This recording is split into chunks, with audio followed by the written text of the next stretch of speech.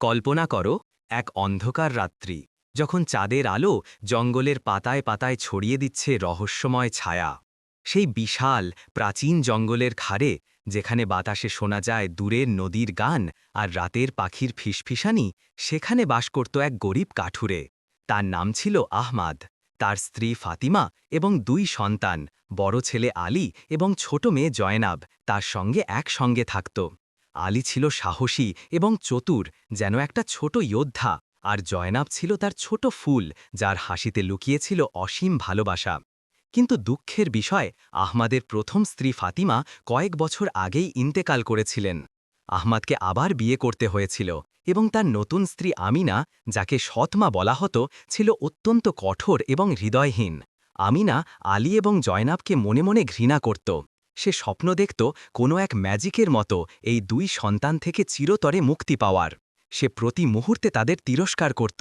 অযথা গালাগালি দিত এবং তাদের ওপর অসম্ভব পরিমাণ কাজের ভার চাপাত কিন্তু খাবারের ব্যাপারে সে তাদেরকে মাত্র কয়েকটা মুখের অন্ন দিত যেন তারা কোনো পোষা প্রাণী আহমদ ছিল অতি দরিদ্র প্রতিদিন সকাল থেকে সন্ধ্যা পর্যন্ত সে জঙ্গলের গভীরে ঠুকে কাঠ কাটত তারপর ক্লান্ত শরীর টেনে শহরের বাজারে গিয়ে সেগুলো বিক্রি করত এইভাবে তার পরিবারের মাত্র দিন চলে যেত একটা সাধারণ ডাল রুটির জন্য লড়াই কিন্তু ভাগ্যের পরিহাস একদিন এমন বিপর্যয় ঘটল যে পুরো শহরটাই কাঁপতে লাগল দুর্ভিক্ষের ছায়া নেমে এলো মানুষেরা পশুরা সবাই ভুখার আগুনে পুড়তে শুরু করল এমনকি আহমদের সেই সামান্য রুটিও আর চলে না সেই রাত্রে আহমদ বিছানায় শুয়ে আকাশের তারাদের দিকে তাকিয়ে কাঁদছিল তার মনে শুধু একটাই প্রশ্ন ঘুরছিল আমার আলী আর জয়নাবের কি হবে এই কঠিন দুনিয়ায় তারা কিভাবে টিকবে নিজের জন্য তার কোনো চিন্তা ছিল না শুধু তার নির্দোষ সন্তানদের ভবিষ্যতই তাকে ছিন্ন ভিন্ন করছিল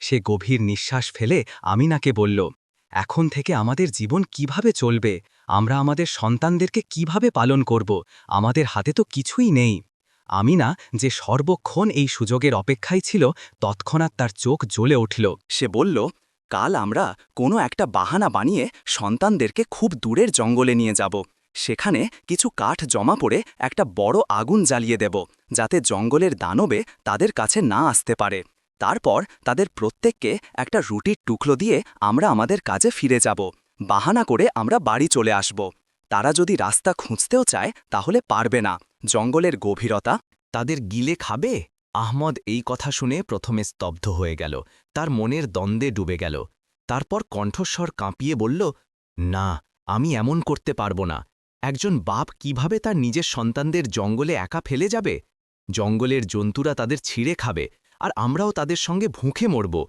তখন তোমাকেও আমাদের কবর খুঁড়তে হবে এটা কি ধর্ম আমিনা রাগে ফুঁসতে লাগল তার চোখ লাল হয়ে উঠল সে জেদ ধরল চিৎকার করল এমনকি কান্নাকাটি শুরু করল আহমদের আর কোনো উপায় রইল না সে মজবুর হয়ে হ্যাঁ বলে দিল কিন্তু তার হৃদয় বলল আমার হৃদয় তো সন্তানদের স্মৃতিতে চিরকাল তড়পাবে সেই রাত্রেই ভুখার কারণে আলী এবং জয়নাব ঘুমাতে পারেনি তারা লুকিয়ে লুকিয়ে মা বাবার এই ভয়ঙ্কর পরিকল্পনা শুনে ফেলল জয়নাব ভয়ে কাঁপতে কাঁপতে কাঁদতে লাগল তার ভাই আলীর কাছে ছুটে গিয়ে বলল ভাইয়া আমরা তো মা বাবার জন্য বোঝা হয়ে গেছি তারা আমাদের থেকে জীবন ছাড়াতে চায় আলী তার ছোট বোনকে জড়িয়ে ধরে বলল না বোন তুমি চিন্তা করো না আমি কিছু না কিছু উপায় বার করব আল্লাহ আমাদের রক্ষা করবেন দুজন মিয়া বিবি ঘুমিয়ে পড়লে আলী চুপচাপ উঠে দাঁড়াল সে একটা চাদর কাঁধে নিয়ে দরজা খুলে বাইরে বেরিয়ে গেল বাড়ির সামনের মাটিতে ছড়ানো কাকড়গুলো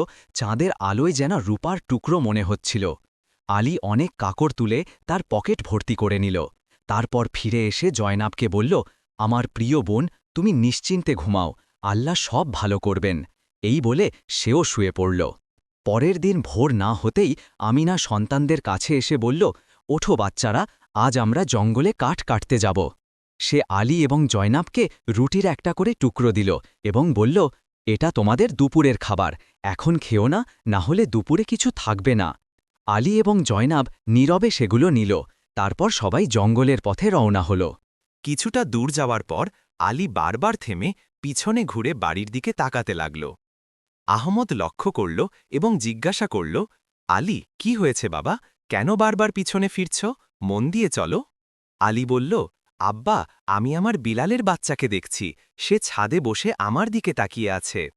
আমিনা তৎক্ষণাৎ হাসতে হাসতে বলল, আরে তুমি তো একটা পুরো বোকা, সেটা তোমার বিড়ালের বাচ্চা নয়, সূর্য, যা ছাদ থেকে উঠছে।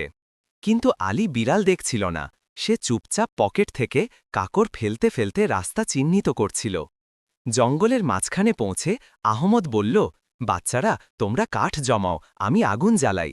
আলী এবং জয়নাব একটা বিশাল স্তূপ তৈরি করল। আহমদ আগুন জ্বালাল।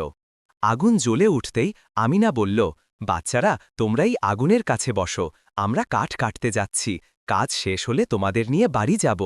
আলী এবং জয়নাব আগুনের পাশে বসল। দুপুরে রুটি খেয়ে তারা শ্বাস-নিঃশ্বাস ফেলল। দূরে কুড়ালের শব্দ শুনে তারা খুশি হল, মনে করল আব্বা কাছেই আছে। কিন্তু সেটা কুড়ালের শব্দ ছিল না, বাতাসে গাছের ডালপালা ঘষাঘষি করছিল। তারা বাবার জন্য অপেক্ষা করতে করতে ক্লান্ত হয়ে ঘুমিয়ে পড়ল। চোখ খুললে অন্ধকার নেমেছে।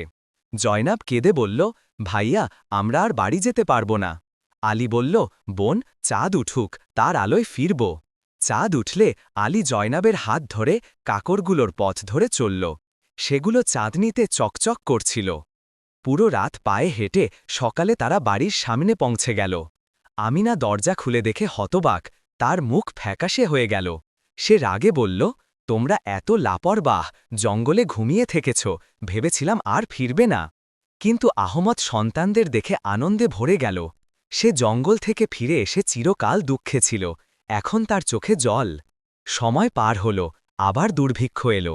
সন্তানরা আমিনার পরিকল্পনা শুনে ফেলল, এবার আরও দূরে ছেড়ে আসব, যাতে ফিরতে না পারে। আহমদ দুঃখী হল, কিন্তু চুপ। মধ্যরাতে আলী উঠে সাদা কাকড় খুঁজতে গেল, কিন্তু দরজায় তালা। তবু সে জয়নাবকে বলল, কাঁধো না বোন, আল্লাহ সাহায্য করবেন। সকালে আমিনা তাদের ছোট রুটির টুকরো দিল। পথে আলী রুটির চূড়া ফেরতে লাগল। আহমদ জিজ্ঞাসা করল, কেন থামছ? আলী বলল, কবুতর দেখছি ছাদে। আমিনা বলল, সেটা সূর্যের আলো। তারা অজানা জায়গায় পৌঁছল। আগুন জ্বালিয়ে আমিনা বলল, আগুনের পাশে বসো, আমরা ফিরব।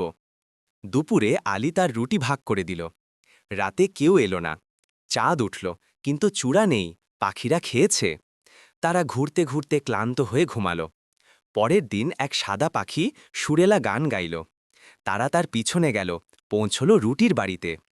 আলী বলল, এখানে সারা জীবন থাকব। তারা রুটি খেল। ভিতর থেকে আওয়াজ, কে খাচ্ছে আমার বাড়ি? তারা বলল, জান্নাত, এটা গরিবদের। এক বুড়ি বেরিয়ে এলো। তারা ভয় পেল, কিন্তু বুড়ি বলল, ডরো না, ভিতরে আসো, খাবার দেব। সে তাদের খাইল, বিছানা দিল, কিন্তু সে ছিল জাদুকরী, যাত্রীদের খেয়ে ফেলত। রাতে সে হাসল, এরা আমার। সকালে আলীকে খাঁচায় বন্দি করল। জয়নাবকে জাগিয়ে বলল, জল আনো, ভাইয়ের রান্না করো, খেয়ে মোটা হলে খাব। জয়নাব কাঁদল। প্রতিদিন বুড়ি বলতো, আঙুল বের করো। আলী হাড় দিত। 4 সপ্তাহ পর বুড়ি বলল, কাল খাব। জয়নাব কাঁদতে কাঁদতে আল্লাহকে ডাকল। পরদিন জয়নাব তেঁতুলে আগুন জ্বালাল। বুড়ি বলল, তন্দুর গরম কিনা দেখো। জয়নাব বলল, কিভাবে দেখব? বুড়ি মাথা ঢোকাল।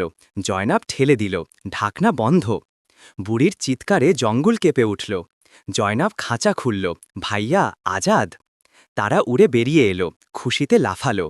জাদুকরীর ঘরে সিন্দুক, হীরা, সোনা। তারা নিল। জঙ্গল থেকে বেরিয়ে হ্রদে পৌঁছল। জয়নাব বলল, 17 মূর্খ, সাহায্য করো। 17 মূর্খ কাদের একে একে পার করালো। বাড়ি পৌঁছে আহমদ খুশিতে পাগল। আমিনা মারা গেছে। তারা ধন দিল, সুখে জীবন কাটল। প্রিয় বন্ধুরা, আশা করি যে আজকের এই ভিডিও তোমাদের পছন্দ হয়েছে। যদি ভিডিও ভালো লেগে থাকে তো কমেন্টে তোমাদের মতামত প্রকাশ করো। আমাদের চ্যানেলকে সাবস্ক্রাইব করে দিও। ভিডিও দেখার জন্য অনেক অনেক ধন্যবাদ।